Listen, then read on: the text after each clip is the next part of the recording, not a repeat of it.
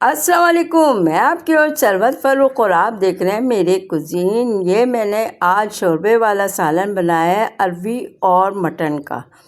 सबसे पहले मैं ऑयल गरम करके उसके अंदर ये प्याज मैंने 2 बड़े साइज़ की बिल्कुल बारीक काट के डाली थी, ताकि हम मसाला जब बनाते हैं तो उसमें प्याज नज़र नहीं आनी चाहिए। तो मैंने बिल्कुल बारीक इसलिए काटती हूँ कि ये सारा भुन गई है, हल्की हल्की सी ज़रा सा हो जाए पिंक सी, तो फिर मैं इसके अंदर डाल दूँगी गोश्त डालूँगी। ये बड़ी इलायची है 2 और 1 दालचीनी का टुकड़ा।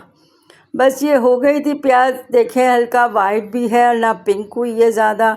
बस उसमें मैंने गोश्त मटन का आधा हाफ़ केजी है, ये इसके अंदर मैंने डाल दिया। इसको पहले मैं इसका रंग चेंज होने तक इसको चलाऊँगी और 1 बड़ा चमचा लहसुन अदरक का वो मैंने इसमें डाला है और इसको अच्छी तरह पहले भूनूंगी लहसुन अदरक को गोश्त के अंदर। फिर इसमें ये कुटा हुआ ज़ीरा है वो 1 चाय का चमचा डाला है, इसको भी मैं चलाऊंगी।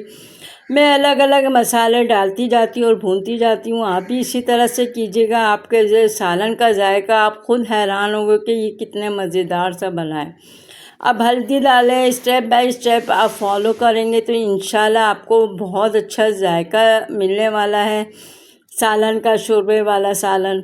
इसमें मैंने 1 बड़ा चमचा भर के ना पिसी हुई लाल मिर्चें, नमक हस्बे जायका और थोड़ा मैं धनिया भी इसके अंदर डालूँगी।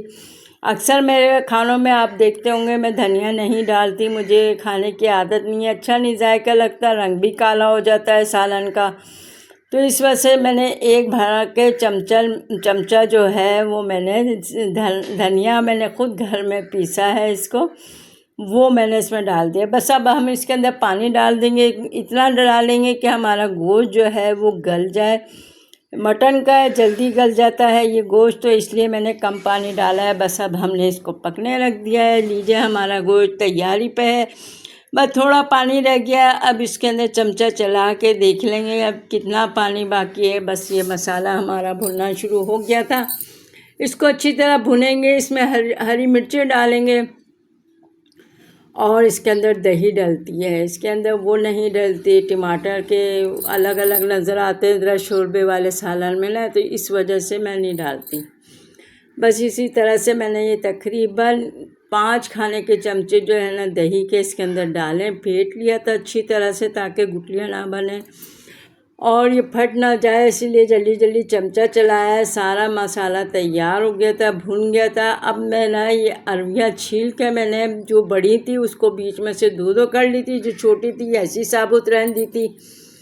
बस इसको भून लिया ताकि इसके अंदर लेस ना पैदा हो जाए, तो इसलिए पहले थोड़ी सी देर हमने इसको भुना है। अब इसके अंदर हम पानी डाल के इतना रखेंगे शोरबा के जितनी हमें ज़रूरत है, ना पतला हो ना गाढ़ा हो। बस इस तरह से हमारा सालन बहुत लजीज सा तैयार हो जाएगा। इंशाल्लाह आप भी इस रेसिपी को अपनाएंगे, देखेंगे। आप लाजमी अपने घर में बहुत मज़ेदार सालन बनाते होंगे, लेकिन अगर दूसरे की रेसिपी भी देख के बना लें तो बहुत मज़ेदार सा बन जाता है जायका। तो बस ये तैयार हो गया हमारा सालन। मैं ये तोड़ के भी आपको दिखाऊंगी। ये लीजिए हमारी अरवियाँ जो है वो भी गल चुकी हैं।